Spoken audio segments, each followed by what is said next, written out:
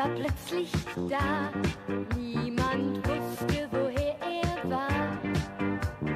Er sprach nicht sehr viel von sich, er war oft allein. Doch man sprach von ihm, was mag das für einer sein? Und kein Mensch verstand, dass ich es nicht so empfand. Weil er nicht so war wie die anderen, war es für mich schon bald viel mehr. Denn keiner je zuvor war wie er. Der Junge, den man hier nicht kannte, war mein Freund. Ich habe gewusst, was sie sagten, doch ihr ging zu viel.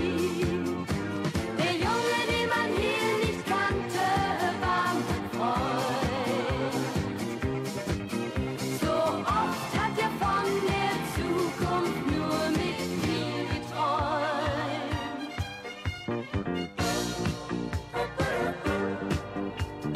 Niemand machte auf, als ich vor seiner Türe